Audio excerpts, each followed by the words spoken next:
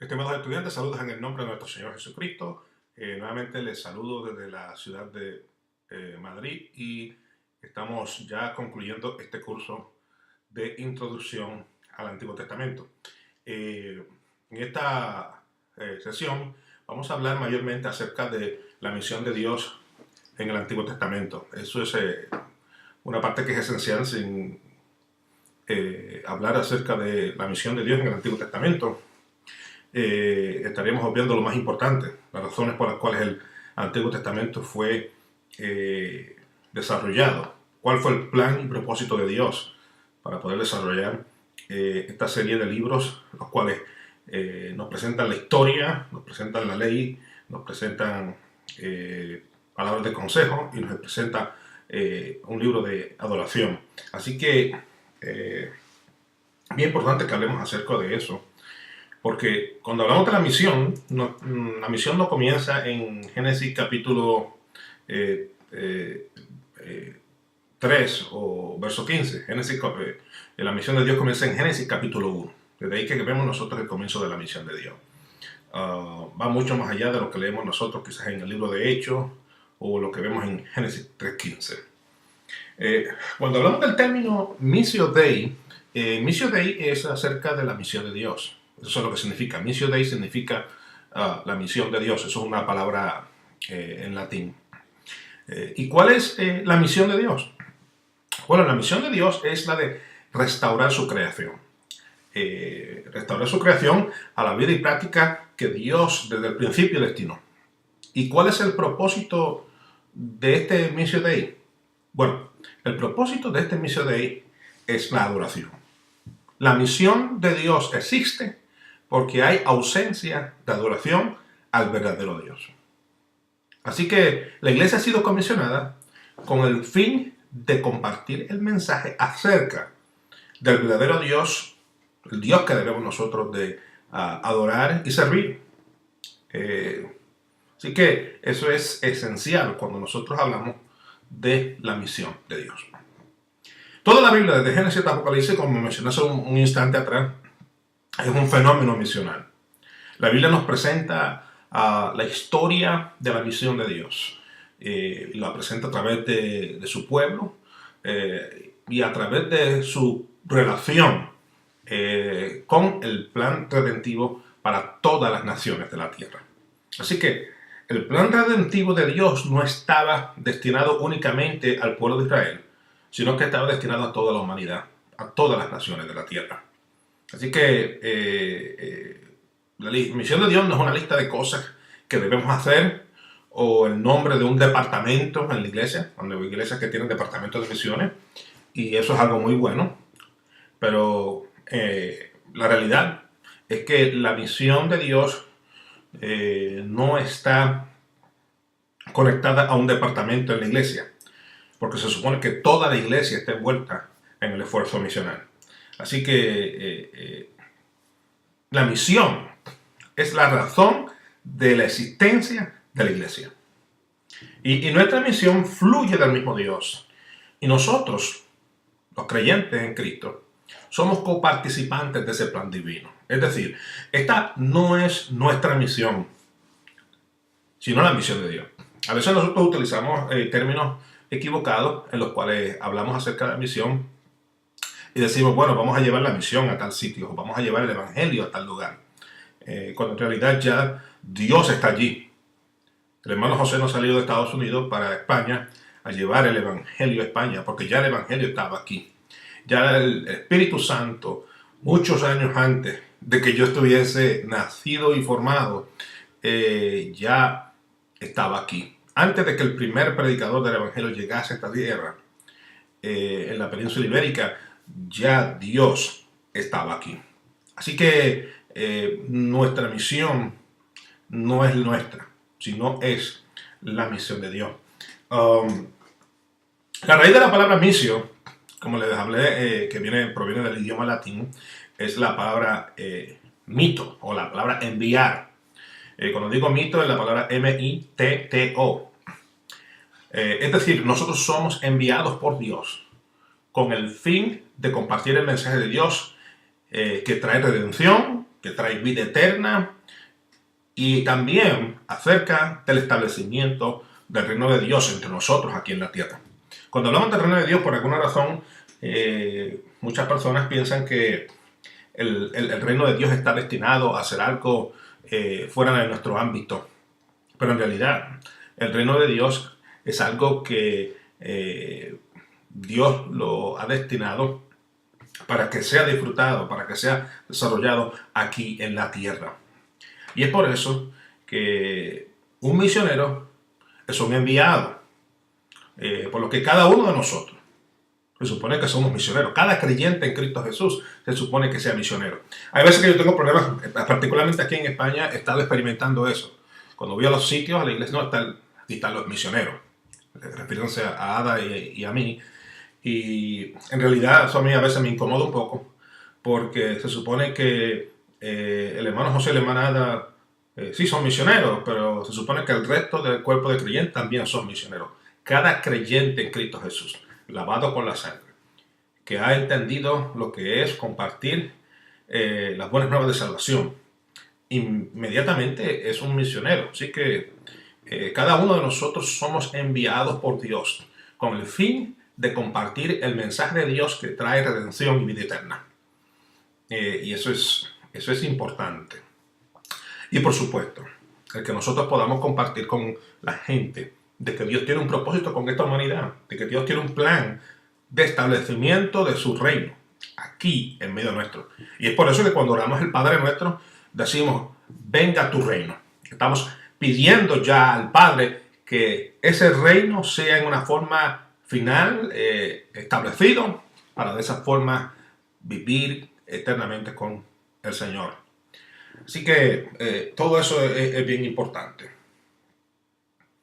El propósito por el cual tenemos nosotros la Biblia es el de que nosotros la usemos como libro de referencia para nosotros, a fin de cumplir con nuestra parte de la misión. Es decir, de la misma forma que un automóvil, un coche, tiene un manual de dueño en el cual vemos las piezas, las diferentes partes del vehículo, cómo cambiar o reemplazar piezas de ese coche. De esa misma forma, nosotros tenemos la palabra de Dios, tenemos la Biblia, la cual se convierte en nuestra referencia a la hora de nosotros cumplir con la misión que Él nos ha dado a nosotros.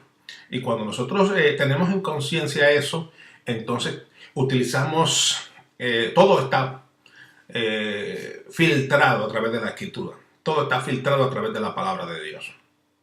Así que no podemos perder de perspectiva esto, porque si nosotros olvidamos eso, entonces estamos haciendo la mitad del trabajo. Para poderlo hacerlo bien, tenemos que referirnos constantemente a las Escrituras, de forma tal que nosotros podamos ser efectivos en ese esfuerzo misional que Dios nos ha dado como parte de su pueblo. Ahora bien, podemos ver la interacción a lo largo de las Escrituras del Antiguo Testamento del mundo gentil interconectado con el mundo hebreo. Por ejemplo, lo vemos en la historia de José, en la historia de Jonás o en la historia de Esther, por así hablar algunos. Y de gentiles en el mundo hebreo, tal fue como en el caso de Rahab y Rahab la ramera en la ciudad de Jericó y Ruth, quien era yerna de Noemí. Y estos son indicativos de ese plan salvífico global de Dios para toda la raza humana. Así que este plan que va más allá del pueblo judío no lo vemos únicamente a lo largo del Nuevo Testamento, sino a lo largo también de las páginas del Antiguo Testamento. El Dios del Antiguo Testamento siempre ha tenido desde el principio una visión de alcance a toda su creación. Quienes crearon ese sentido separatista y elitista fue realmente el pueblo de Israel, el pueblo hebreo. Ellos fueron los que crearon ese sentido de separación entre judío y gentil. Y mediante esa inacción vemos nosotros que las naciones nunca fueron alcanzadas con el mensaje del Evangelio, las buenas nuevas, el mensaje de que Dios tenía un propósito salvífico no solamente con el pueblo de Israel, pero con todas las naciones de la tierra. Y esto ha tenido como resultado dos extremos. Por un lado, pues tenemos el ver un pueblo hebreo sucumbiendo al paganismo de los pueblos vecinos. Y en segundo lugar, vemos nosotros el alejarse por completo del resto del mundo desde el punto de vista religioso. Y hasta el día de hoy, la nación de Israel tiene ese gran problema, que desde el punto de vista religioso están completamente desconectados del resto del mundo. Ellos no son o el judaísmo como tal, no es una religión proselitista, sino más bien es una religión que ellos piensan que está destinada para ellos como nación. Y si por alguna razón, pues alguna persona que no ha nacido en ese entorno o que no es judía desea ser parte del judaísmo, pues es bienvenido, pero no están ellos enfocados en alcanzar. Usted no ha visto ningún esfuerzo misional. Usted no ha visto los judíos ortodoxos haciendo viajes misioneros a otras partes del mundo para alcanzar personas, para que puedan ellos ser parte de la fe judaica. De la misma forma que el judaísmo aún más liberal en sus expresiones o progresivo, no va a haber tampoco ese deseo o ese esfuerzo de alcance a personas que no son practicantes de esa fe. Por lo que nos demuestra que hasta el día de hoy el pueblo de Israel mantiene ese cerco, ¿no? Esa división entre ellos y el resto del mundo desde el punto de vista religioso.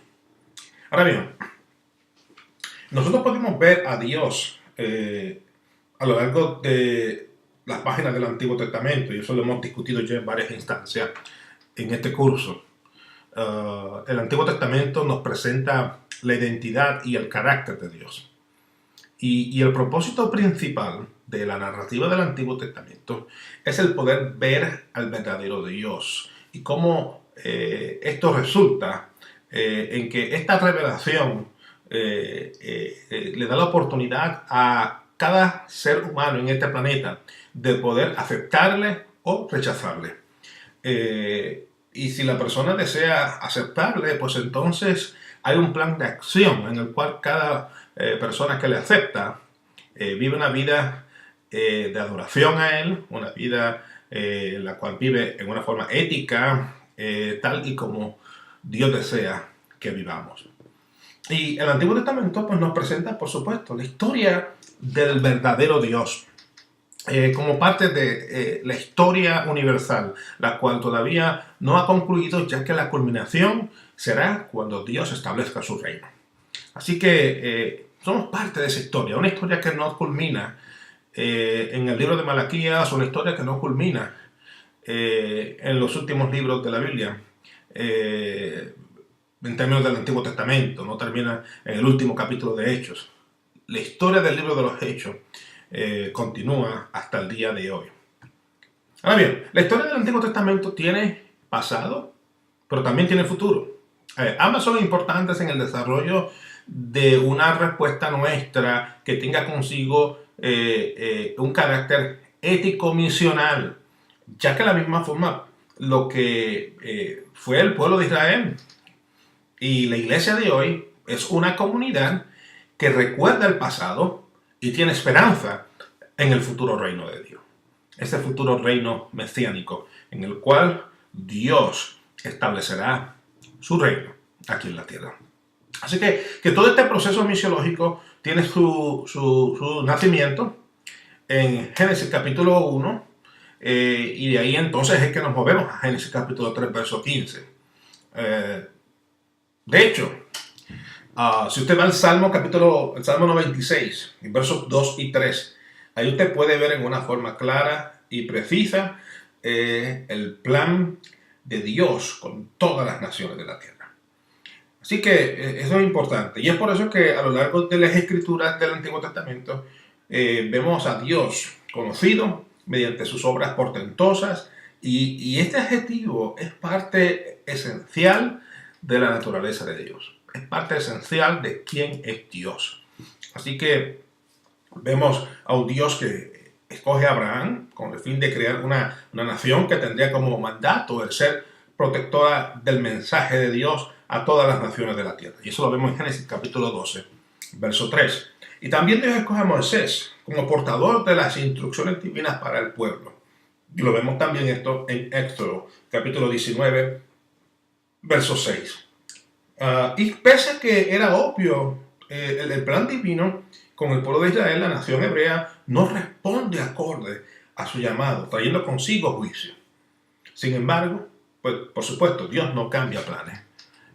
Dios ha mantenido a lo largo de este caminar su plan de acción y lo mantiene, y lo vemos nosotros expresado en todo este caminar bíblico en ambos testamentos.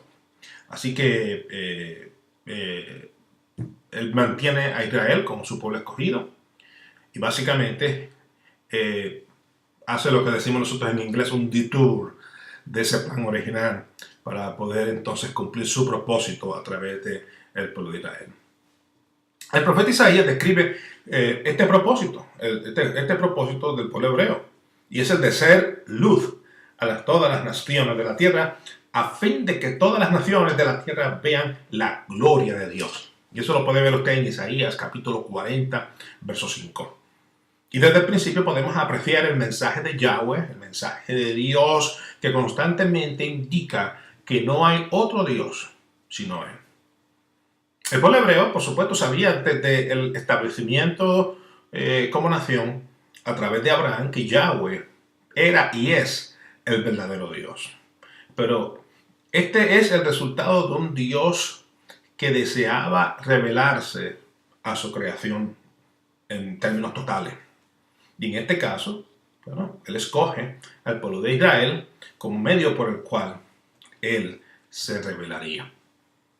Y ahí vemos nosotros en el libro de Éxodo, es el lugar en las Escrituras en el cual podemos ver en una forma definida quién es Dios, en términos de lo que es su poder, su amor, su fidelidad, su intervención libertadora en favor de un pueblo, que es el pueblo de Israel, el pueblo hebreo que se encontraba en esclavitud. Y vemos el Dios autorrevelado en Éxodo. De hecho, este es el acto de más importancia en todas las escrituras. Así que por esa razón el Éxodo tiene un carácter de importancia cuando nosotros hablamos de las escrituras. Porque vemos nosotros a lo largo de la presentación de la ley divina a un Dios que está revelándose en una forma bien clara y precisa con el pueblo hebreo. Así que vemos a Yahweh demostrando su superioridad sobre las deidades egipcias. Lo vemos en Éxodo capítulo 12, verso 12. Y cuando hablamos de superioridad, o la superioridad de Yahweh sobre cualquier otra deidad inventada por los humanos, por supuesto, todo eso lo vemos desplegado, no solamente en el libro de Éxodo, pero lo vemos nosotros a lo largo de toda la escritura del Antiguo Testamento. Así, continuamente podemos leer esa constante declaración de que no hay otro Dios como Yahweh, no hay otro Dios como Adonai. Así que esto lo que nos quiere indicar a nosotros es que no hay otro Dios que pueda cumplir sus promesas como lo hace Elohim, y lo vemos nosotros en 2 de Samuel capítulo 7 verso 22. El poder y la sabiduría de Dios es desplegado en la creación, como lo habla el profeta Jeremías en los capítulos 10 versos 6 al 7 y versos 11 y 12. Yahweh gobierna todas las naciones de la tierra, como dice Jeremías capítulo 49 verso 19, o el capítulo 50 verso 44. Y cuando nosotros vemos esto, pues por supuestamente tiene que venir la pregunta de que si Dios es superior, si Yahweh es el Dios supremo y los otros dioses están descartados, y nosotros hemos caído en pecado debido a nuestra rebelión, Entonces, pues tiene que haber un proceso de cambio, de transformación, tiene que haber un Dios que nos perdone. Y Yahweh justamente es el Dios que perdona nuestros pecados, como dice Miqueas en el capítulo 7, verso 18. Y debido a que no hay otro Dios como Yahweh, todas las naciones eventualmente vendrán y le adorarán como el único y verdadero Dios, como dice el Salmo 86, versos 8 y 9. Y esta es la dimensión misional de Dios a lo largo de las páginas del Antiguo Testamento. Así que, mediante el poder único de Yahweh, el pueblo hebreo es liberado de la mano opresora del faraón y el ejército egipcio muere ahogado en el Mar Rojo. Así que eso es parte de esa demostración de poder de Dios como parte de ese plan. Mientras las naciones cananeas describían sus deidades como dioses de la tierra o dioses del cielo, el pueblo hebreo describe a Yahweh como el Dios de todos los cielos, la tierra y todo lo que en ella existe. Así que vemos que mientras algunos grupos tenían deidades para el sol, para la luna, para la lluvia, para la cosecha, el pueblo de Israel tenía solamente un solo Dios, una comunidad monoteísta, lo cual en aquel entonces, en aquel momento histórico, eso era algo bien único, porque todas las naciones alrededor eran politeístas. Así que Israel, el pueblo hebreo, tiene a Yahweh como el Dios de los cielos, de la tierra y de todo lo que en ella hay. Y en el proceso de aprendizaje del pueblo hebreo, entre el Éxodo y sus días finales de peregrinación en el desierto, podemos ver que la nación israelita describe a Yahweh no solamente como un Dios todopoderoso, pero como un Dios de misericordia y compasión. Y eso lo vemos nosotros en Deuteronomio capítulo 10, versos 14 al 19. También tenemos que distinguir el hecho de que, contrario al entendimiento de muchas personas que describen a Yahweh como el Dios de dioses únicamente para el pueblo hebreo, la realidad es que el Antiguo Testamento es claro en su mensaje de que Yahweh es el Dios de dioses en los cielos, en la tierra y debajo de la tierra. Es decir, no hay otra deidad hecha por manos de hombres o por la imaginación humana que pueda compararse con el Rey de Reyes y el Señor de Señores. No hay otro Dios como Elohim, no hay otro Dios como Adonai, porque simplemente Yahweh es el único Dios que existe. Y este mensaje es esencial en la misión de Dios en el Antiguo Testamento. Y hoy día ese mensaje tiene un impacto peculiar, un impacto tan dramático como fue en este entonces. ¿Por qué? Porque hoy día tenemos sociedades quienes son politeístas, tienen muchos dioses. Aún la sociedad occidental postmoderna, que ha rechazado lo que es Dios o su existencia, por otro lado, han convertido en sus dioses el dinero, su lugar de empleo, sus posesiones materiales, sus hijos, su familia, se ha convertido en pequeños dioses. Y ellos dedican todo su esfuerzo y sacrificio y tiempo disponible en ellos. Así que este mensaje tiene implicación no solamente en el momento en el cual el pueblo de Israel caminaba en el desierto, pero tiene implicaciones hoy día, en el siglo XXI, en medio de un mundo postmoderno. Así que Dios lo vemos a lo largo de las páginas de la Biblia durante el periodo del desierto, durante el periodo de establecimiento como nación en Canaán, durante el periodo de los jueces, durante el periodo de los reyes, y vemos nosotros como aún en el periodo del exilio, allí Dios está con el pueblo, diciéndoles que Él es el único Dios. Y eso no termina ahí, podemos ver también a Dios en el periodo del post-exilio. Así que parte del proceso del exilio en Babilonia pues fuerza al pueblo hebreo a expresar su fe en medio de naciones paganas.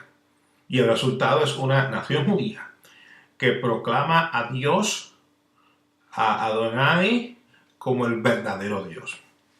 Y un ejemplo de esto lo podemos ver nosotros en la historia de Daniel y los jóvenes Sadrach, Mesach y Abednego, quienes prefirieron pasar por fuego antes de negar su fe. Y debido a esto, el mensaje de Dios en ese momento fue esparcido en medio de todo el imperio babilonio.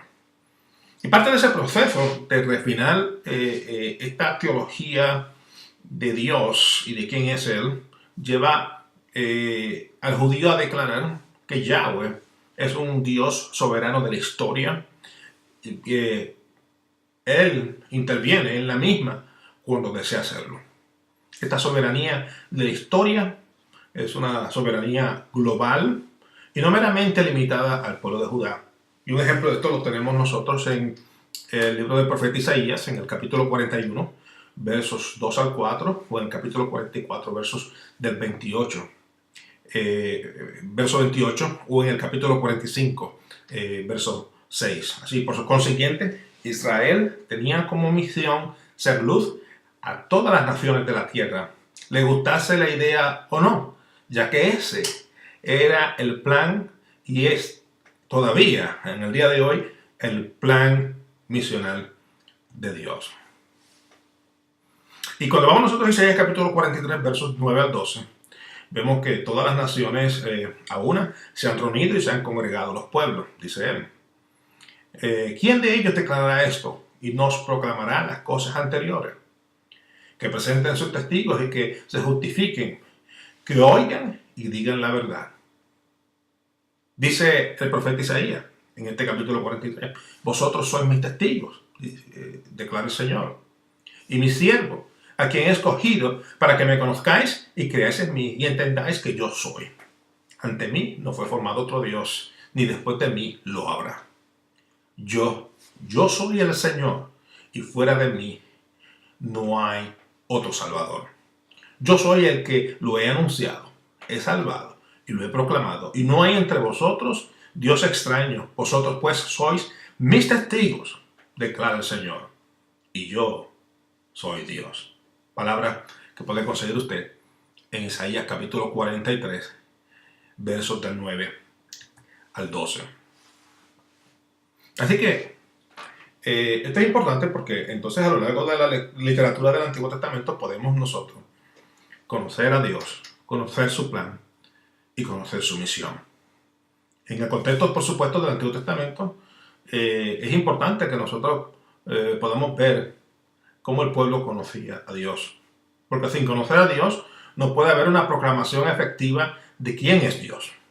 El conocer a Dios mediante sus milagros, mediante sus portentos, mediante sus actos de liberación, mediante la sanidad, mediante la gracia, le permite al pueblo hebreo la oportunidad de compartir con otros acerca de un Dios que vive en comunión con su pueblo de la misma manera que la iglesia lo hace hoy. Y los otros pueblos pues no podían compartir con las otras naciones acerca de sus dioses, ya que ellos no habían tenido una experiencia cercana a ellos. Mientras tanto, podemos ver un contraste. El pueblo hebreo sí tuvo un encuentro personal con Yahweh. Tuvo un encuentro mediante el amor que él declaró y practicó con Israel pese al pecado que ellos cometieron y pese a todo el alejamiento que tuvieron ellos de parte hacia su creador. Poder ver la misericordia, poder ver la liberación, poder ver la corrección. Así que cuando vemos nosotros el Dios que habla a través de los profetas de que regresen a Él, de que vuelvan a Él, y vemos nosotros aún el proceso de juicio, en el cual ellos pasan por periodos de esclavitud o periodos de dominio por fuerzas extranjeras, vemos ahí a un Dios que está trabajando, trayendo corrección. Así que esto le permite al pueblo hebreo el poder compartir con los otros pueblos acerca de un Dios que es real y verdadero, un Dios que no es un mito ni un cuento de caminos. Y el pueblo de Dios no deja de ser, a pesar de ser obstinado. Eso nosotros lo sabemos porque hoy día tenemos una iglesia, particularmente en el mundo occidental, la cual vive en total obstinación. Dios desea que esa iglesia sea un agente de Él aquí en la tierra, pero la iglesia occidental se ha preocupado de otras cosas, excepto el ser el agente de Dios aquí en la tierra. Y así que esta realidad que vemos nosotros en el Antiguo Testamento no era únicamente parte de la tragedia del pueblo de Israel, pero es parte de la tragedia de la iglesia hoy día. En cada proceso de juicio o de crisis que pasaron los hebreos, como la iglesia hoy día, evidencian que Dios nos ha escogido como un vehículo de proclamación. Como pueblo de Dios, tanto Israel como la iglesia hoy tienen la responsabilidad de orar por la ciudad, ser de bendición a la misma, ser una voz proclamadora de la verdad divina y ser un ente de influencia positiva. Es decir, parte de nuestra misión es el de ser de bendición aún a nuestros enemigos, ya que el futuro de todas las gentes de la tierra son de interés para Dios.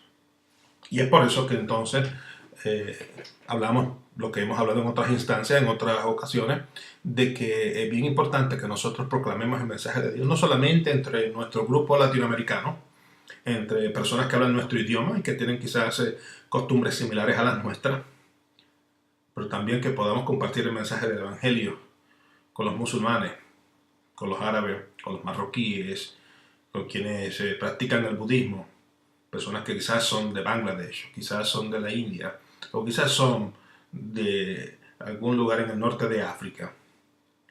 Pese a todas esas diferencias culturales, Dios nos llama a nosotros, a cada uno de nosotros, a que les alcancemos con el mensaje de Dios, porque Dios está interesado en que nosotros como iglesia lo hagamos. Así que, como pueblo de Dios, tanto Israel como la iglesia, hoy tienen esta gran responsabilidad, una responsabilidad increíble, de orar por la ciudad, de proclamar el mensaje, de ser luces en medio de las tinieblas, de ser de bendición aún a sus enemigos, a fin de que la luz de Jesucristo, la luz del Evangelio, brille en los corazones de todas estas personas. Y, por supuesto, cuando nosotros vemos esto, pues nos lleva entonces a pensar, ¿por qué? ¿Por qué Dios nos ha escogido a nosotros? ¿Por qué Dios nos ha escogido a nosotros, su iglesia? Bueno, Dios nos ha injertado al pueblo de Israel, como el apóstol Pablo lo habla en Romanos capítulo 11. Y eso es importante nosotros conectarlo, porque entonces hoy día esta responsabilidad proclamadora no solamente recae en Israel, sino recae en nosotros, la iglesia, a fin de poder ser agentes de Dios en medio de un mundo que se pierde. Bueno, ahí los dejo con esa y quiero compartir en estos momentos un breve recorrido por las Escrituras. En Génesis capítulo 3, versos del 14 al 15, por supuesto, Dios le promete a la mujer que de su simiente saldría quien heriría a la serpiente, Satanás, por supuesto, en la cabeza. Este sería el Mesías.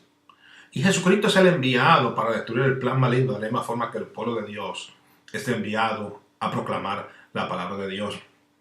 En Génesis capítulo 12, verso 3, vemos que mediante Abraham y el pueblo de Israel, Dios bendecirá o bendeciría y bendecirá, porque ese es el plan de él, a todas las naciones de la tierra, al ellos presentar a Yahweh como el verdadero Dios.